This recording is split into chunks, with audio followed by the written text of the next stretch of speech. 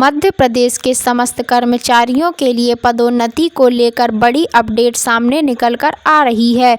अधीनस्थों को प्रमोशन मिलने के बाद हो जाएंगे प्रभारी। तो साथियों, आइए आप सभी को इस अपडेट का अध्ययन करवा देते हैं विस्तार से। उससे पहले अभी तक आपने हमारे YouTube चैनल को सब्सक्राइब नहीं किया तो YouTube चैनल को सब्सक्राइब करके बेल आइकन को प्रेस करना ना भूलें, ताकि आप सभी को भी ऐसे ही नए नए अपडेट मिलते रहें।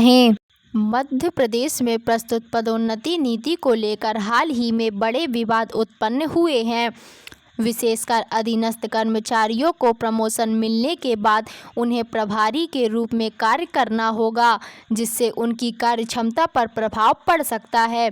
यह स्थिति विशेष रूप से तब महत्वपूर्ण हो जाती है जब कर्मचारियों ने पदोन्नति में आरक्षण और प्रक्रिया को लेकर विरोध उठाया है। कई कर्मचारी संगठनों ने इस नीति में खामियों की ओर ध्यान आकर्षित किया है, जो प्रमोशन की पारदर्शिता और निष्पक्षता पर सवाल उठाते हैं। इस विषय पर न केवल कर्मचारियों बल्कि राजनीतिक दलों का ध्यान भी आकर्षित हुआ है, जिससे स्थिति और भी जटिल हो गई है। आइए पदोन्नति को लेकर कर्मचारियों के लिए क्या महत्वपूर्ण खबर है, इस लेख के माध्यम से सब कुछ बताते हैं।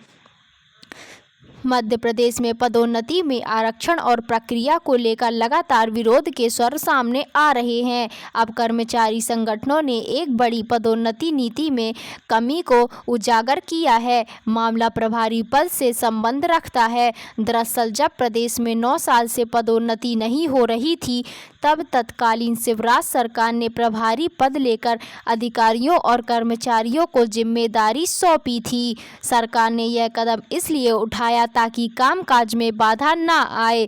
कर्मचारी संगठनों का आरोप है कि अब प्रमोशन पाने वाले अधिकारी या कर्मचारी वर्तमान में प्रभारी पद पर कार्यरत लोगों के लिए समस्या बनेगा। नीति की अस्पष्टता के आधार पर प्रभारी पद कार्यरत लाखों कर्मचारी अधिकारी मानसिक और सामाजिक रूप से प्रताड़ित होंगे। इसके साथ ही ऐसी स्थिति भी लगभग सभी विभागों में उत्पन्न होगी, जहां सीनियर अधिकारी को पदोन्नति पाने वाले जूनियर के अधीन कार्य करना पड़ेगा। मामले पर प्रदेश शासकीय कर्मचारियों के सबसे बड़े संगठन तृतीय वर्ग कर्मचारी संघ के महामंत्री उमाशंकर तिवारी ने कहा कि पिछले 9 वर्षों से प्रमोशन न होने के कारण कार्यों में बाधा उत्पन्न हो रही थी। सेवानिवृत्ति की वजह से पद खाली हो रहे थे।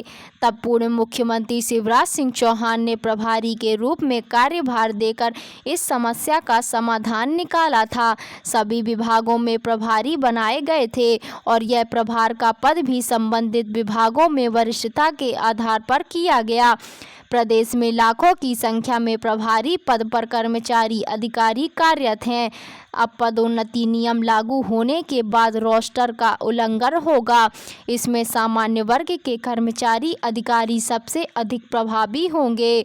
प्रमोशन के बाद अपने अधीनस्थ के अधीन प्रभारी पद बैठे वरिष्ठ को कार्य करना होगा।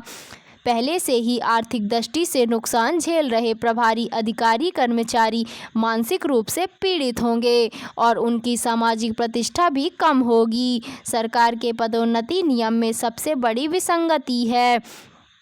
कांग्रेस सरकार ने रोस्टर प्रणाली खत्म की। मामले पर कांग्रेस प्रदेश प्रवक्ता सीताशरण सूर्यवंशी ने कहा कि यह एक गंभीर मामला है।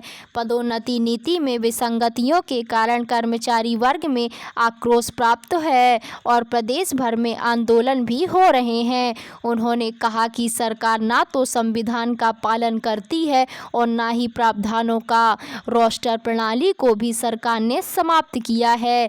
पहले सरकारी कर्मचारी अधिकारी वर्ग को आर्थिक नुकसान उठाना पड़ा और अब पद विसंगति की प्रताड़ना झेलना होगा। सरकार को इस विसंगति का खामियाजा चुनावों में भुगतना पड़ सकता है।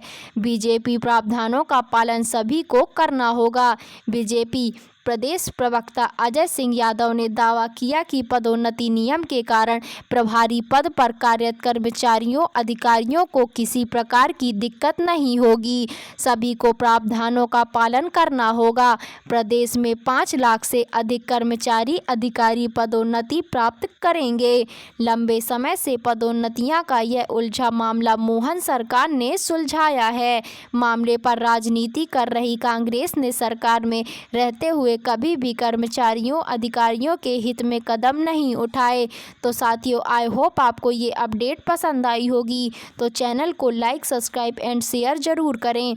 मिलते हैं ऐसी ही नई अपडेट के साथ। तब तक के लिए धन्यवाद। Thank you for watching.